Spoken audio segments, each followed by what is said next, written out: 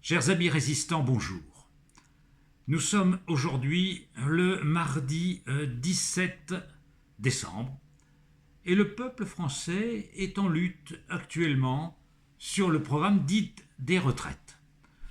Comment l'affaire va-t-elle se terminer? À l'heure où je parle, on ne sait pas.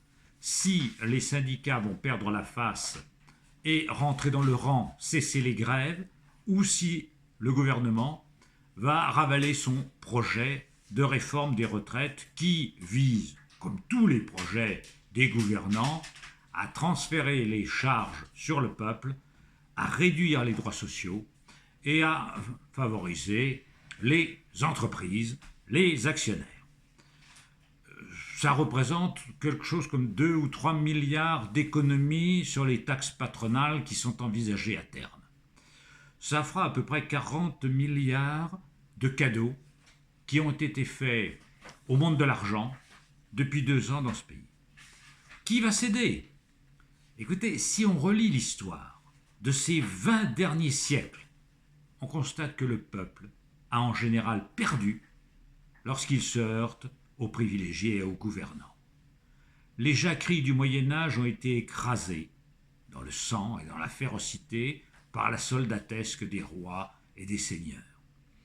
Les révoltes ouvrières du XIXe siècle ont été écrasées dans le sang, elles aussi. Et les révolutions ont très rarement abouti à de véritables progrès. Quelques-unes ont été des succès, et notamment notre grande Révolution française. Mais c'est un peu l'exception qui confirme la règle.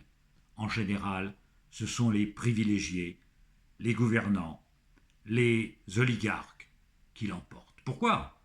Parce qu'ils sont dans leur palais, dans leur château, retranchés derrière leurs privilèges, leur pouvoir et la manipulation qu'ils peuvent faire de l'opinion publique. Donc, je crains, je redoute, je déplore que le bras de fer actuellement engagé entre la partie la plus militante et la plus éclairée du peuple français et les gouvernants s'achève par la défaite des gens, victimes de la plutocratie. Pourquoi? Parce que la plutocratie tient l'État, tient l'information et manipule l'opinion publique. Vous savez qu'il existe des fonctionnaires, qu'il existe des salariés, des employés et voire même des ouvriers qui votent pour le parti du patronat et des grands privilégiés. Oui, il y a quelques enseignants, ils sont sûrement minoritaires, mais ils existent. Il y a quelques petits boutiquiers, quelques retraités qui votent pour M. Bernard Arnault, pour M. Xavier Niel et pour M. Bolloré, pour M. Lagardère. Oui, il y a des gens qui votent pour ces gens-là. Car si les dindes ne votaient pas pour Noël, ceux qui gouvernent actuellement recueilleraient 0,5% des suffrages lors des élections. Car le pouvoir est fait pour 0,5% de la population. En France, en Angleterre, aux États-Unis, au Canada, en Allemagne, et partout dans le monde. Et partout dans le monde. Alors les peuples s'inquiètent et les peuples souffrent. Mais les peuples sont divisés, sont désorientés, et se tournent vers des issues de secours qui n'en sont pas. Je m'explique. S'il advenait que, par improbable, des partis que les médias qualifient d'extrême droite venaient à prendre le pouvoir en Italie avec M. Salvini, en Allemagne avec l'AfD, en France avec le Rassemblement national, si ces partis prenaient le pouvoir, qu'est-ce qui changerait? Pas grand-chose. Parce que les forces d'argent, les plutocrates, les actionnaires, les fonds de pension ont toujours su se contenter, se satisfaire et négocier avec les gens d'extrême droite hier comme aujourd'hui. Rien ne changerait pour le petit peuple ou pas grand-chose.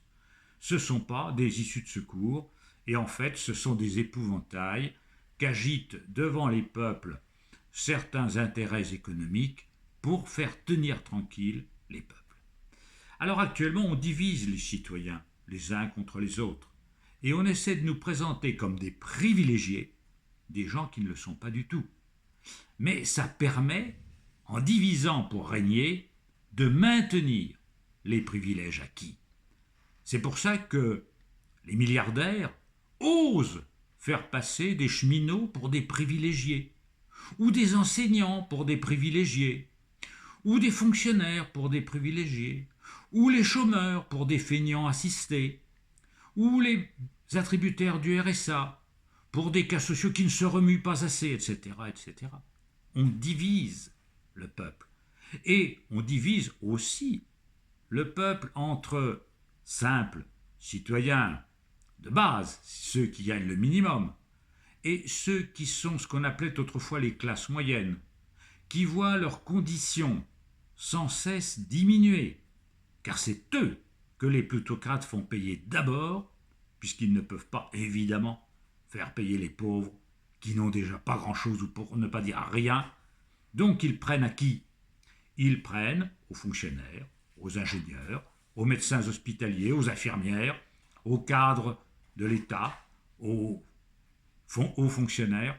Ce sont eux qui payent les privilèges des plutocrates. Mais cela risque de durer un certain temps, parce que, comme je vous le disais, je ne suis guère optimiste sur l'issue de ces combats. Mais la secte libérale, qui a pour unique souci de réduire sans cesse l'État, de flexibiliser sans cesse les gens, de leur faire renoncer à leurs droits acquis, cette secte, voyez-vous, de temps en temps, s'est trouvé des fonds pour. Alors, amusons-nous un peu. Le ministre de l'Intérieur, Monsieur Castaner, je cherchais son nom. Voilà, Monsieur Castaner, qu'est-ce qu'il propose? Il propose de créer une cellule de gendarmerie spécialement affectée à la lutte contre les animalistes et les écologistes. Parce qu'il y a des groupes qui s'introduisent dans des élevages ou dans des abattoirs pour filmer ce qui s'y passe. C'est extraordinaire. Voilà de dangereux terroristes, caméras au poing, qui montrent au public ce qui ne doit pas être montré, c'est-à-dire les sévices, les tortures, les maltraitances qui sont infligées à des porcs, à des volailles, etc., qui sont élevés dans de véritables camps de concentration pour animaux à des usines à viande. Eh bien, le seul fait de dénoncer ces pratiques deviennent, sous la parole des gouvernants, des terroristes. Alors, sans doute qu'il y a quelque part en France quelques militants qui, de temps en temps, comme je l'écrivais ces jours derniers, s'amusent à peindre un graffiti sur un mur ou une vitrine de boucherie. C'est ni très sérieux ni très utile. Mais enfin, quand on parle de terrorisme, quand on parle d'otages à tout point de vue et à tout bout de champ, les gens sont pris en otage parce qu'ils ne peuvent pas aller polluer la montagne et aller faire du ski parce que les trains ne roulent pas. Bon, les gouvernants perdent le sens des mots. Ils polluent tout, ces gens-là, polluent les esprits et polluent même le vocabulaire. Car enfin, ce n'est pas sérieux. Les animalistes qui dénoncent les pratiques cruelles vis-à-vis des animaux d'élevage ne sont pas des terroristes. Ils ne répandent pas le sang, ils ne posent pas des bombes, ils n'égorgent personne, et fort heureusement. La violence est condamnable, quelle que soit la victime, quel que soit l'objet de cette violence, elle est toujours condamnable. Eh bien, la secte libérale trouve de l'argent pour faire plaisir à l'agro-business en disant « on va réprimer les animalistes ». Je crois qu'on vit une époque qui n'a rien de très moderne et rien de très réjouissant. Continuez le combat, mes amis.